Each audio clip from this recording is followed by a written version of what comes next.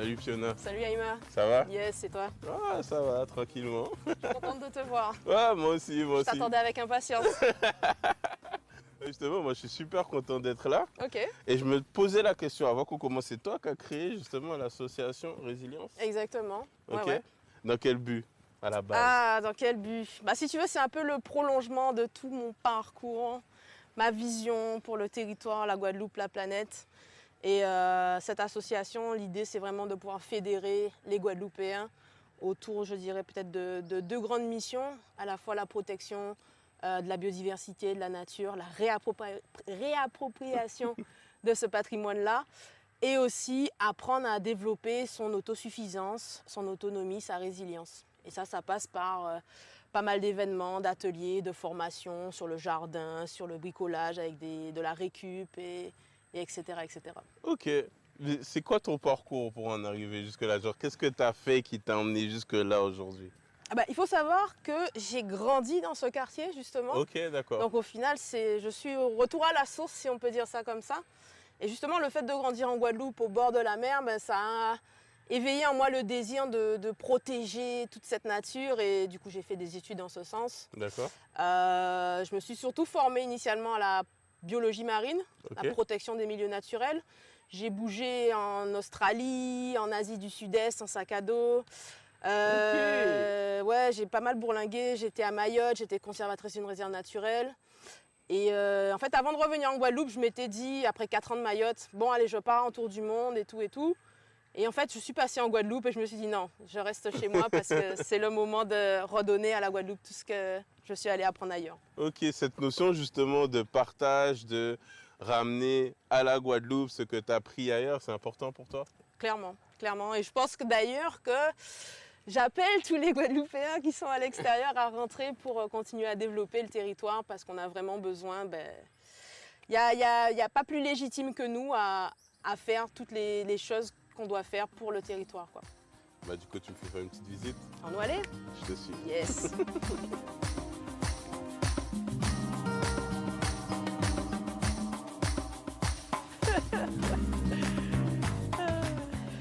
Ok. Il y a des petites plantes sympas là. Je vois tout ça. En fait, Ouais.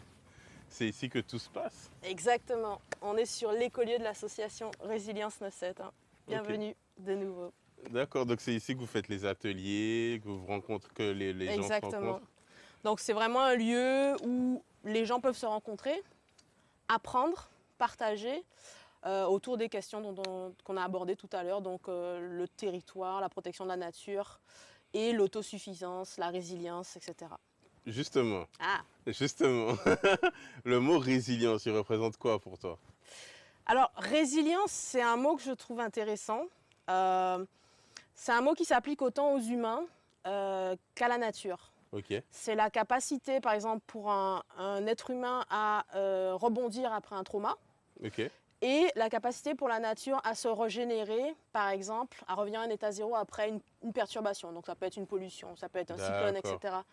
Et de par mes expériences de vie et aussi mon amour de la nature, etc., c'était pour moi le mot évident Ok. pour représenter le travail de cette association. Et l'idée du projet, c'est quand même d'être à la jonction entre l'homme et la nature. Et la nature. Donc Ok, voilà, c'est beau, résilience. c'est beau. En créole, hein, en créole.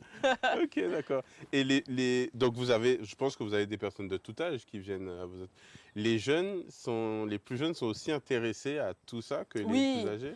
Les plus jeunes, ce sont surtout ceux qui s'émerveillent devant la nature, devant les insectes, les plantes, les machins, un ver de terre. Enfin, il y a cet émerveillement dans le regard de l'enfant qui est intéressant et qui fait que si on le sensibilise très tôt, il peut aussi devenir un ambassadeur et même aller sensibiliser les plus grands.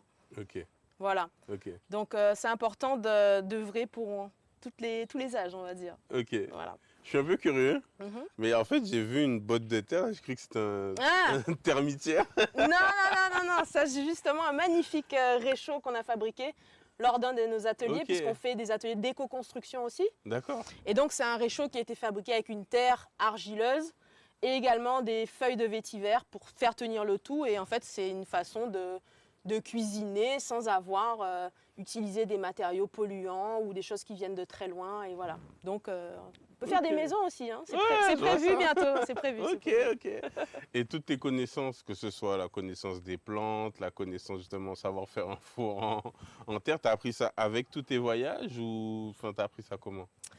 De différentes manières. Il y a des choses que j'ai apprises lors de mes études, notamment tout ce qui touche à l'écologie, la protection globale des écosystèmes, des milieux naturels, puisque j'ai travaillé aussi dans des réserves naturelles. Après, tout ce qui touche à l'agriculture naturelle, les plantes locales, donc il y a beaucoup de livres. Okay. Il y a discuté avec des anciens et puis il y a des formations aussi que j'ai pu faire en permaculture dans un institut caribéen à Barbade qui se spécialise là-dessus. Et pour des questions, par exemple l'éco-construction, ce genre de choses, pour des ateliers plus spécifiques, on peut faire appel aussi à des experts, chacun dans leur domaine. D'accord, voilà. Ok. Moi, je veux bien que tu me montres quelques plantes que tu as dans ton jardin. Ok, avec plaisir, il n'y a pas de souci. On peut commencer là d'ailleurs. Hein. Est-ce que tu connais cette plante? Non, la pas petite du fleur tout. orange? Pas du tout. C'est vrai? Et si je te disais que tu pouvais la manger? Entièrement comme ça? Ouais, ne mange pas ce qui est vert en dessous. Ok. Tu peux la manger. Tu sais qu'il y a des bêtes dessus. Mais non, il n'y a personne. C'est des protéines? Exactement. Tu viens de manger un cosmos sulfuré. Ok. Ça, c'est une plante en fait tout simplement ornementale, mais qui est très intéressante parce qu'elle va attirer des abeilles.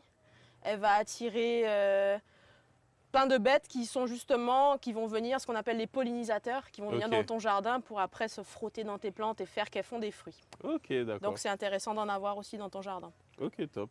Je pense que vous en avez plein d'autres. Je t'emmène visiter le jardin forêt, comme ça on verra des choses plus en détail. Ok, et puis tu vas voir, c'est quand même pas mal fourni en fait. C'est parti.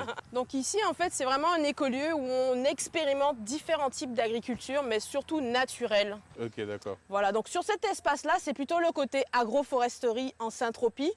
Donc on plante autant des espèces maraîchères, potagères, que des plantes médicinales, que des arbres fruitiers, de façon très très dense. Et en fait, les plantes communiquent ensemble par leur système racinaire. Elles s'envoient des messages les unes les autres.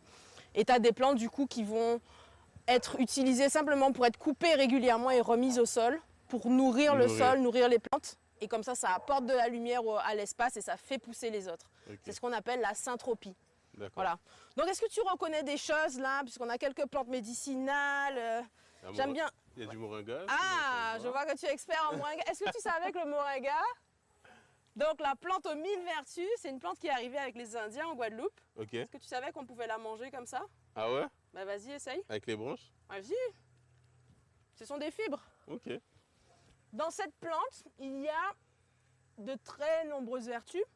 Il y a beaucoup plus de vitamine C que dans les oranges, beaucoup plus de potassium que dans les bananes. Donc vraiment, c'est vraiment une plante à consommer régulièrement tous les jours. Là, on a un petit insecte qui ressemble à une abeille. Ouais. C'est un cirfe. Ok. Alors, il y a peut-être des gens qui l'appellent mouche à miel, etc. C'est une sorte d'abeille avec des gros yeux. Et en fait, ça, c'est l'une des plantes, l'un des insectes qui permet de réguler tout ce qui est cochenille, pichon, etc. D'accord. Puisque sa larve, son bébé, va manger absolument toutes ces choses-là. Ok. Et donc, pour les attirer, il faut mettre des plantes à fleurs, comme ce qu'on a vu tout à l'heure, le cosmos. Tout le monde a une importance en fait. Exactement. Tout le monde joue un rôle. Tout le monde, pour que ton jardin soit en bonne santé, il faut que tout le monde mange tout le monde. En gros. S'il y en a un qui pullule, ça va plus. Ok, donc on a l'impression que c'est fouillis, mais chaque personne a son importance. On va dire c'est un fouillis organisé et ça permet qu'il y ait des petits espaces pour tout le monde, des plantes qui soient butinées par des abeilles, des foufous, etc. Et du coup, quand il y a des espèces qui nous enquiquinent, elles sont quand même mangées par d'autres qui sont attirées. D'accord, ok. Donc il y a un équilibre, tout le monde est content, tout se passe bien. D'accord, ok. Et ça, c'est ton activité principale, l'association? Alors l'association, effectivement, ça prend beaucoup de mon temps, mais je suis également entrepreneur, donc ferme à part consulting, et j'accompagne mes clients à la création justement de jardins écologiques. Je fais aussi des formations, dont je parlais tout à l'heure, et de la sensibilisation pour les grands, les petits, encore sur les thématiques de jardin, d'écologie, de protection de la nature. Et je peux aussi accompagner les entreprises ou les particuliers sur différents projets en développement durable. Ok. Bon, en tout cas, merci pour cette discussion. Merci d'être venu à ma rencontre. Non, franchement, c'était vraiment sympa. Ça fait plaisir. Et j'espère qu'on se revoit très vite. Avec plaisir, à bientôt. À bientôt. Au revoir. Au revoir. On continue notre petit tour sur Sainte-Anne.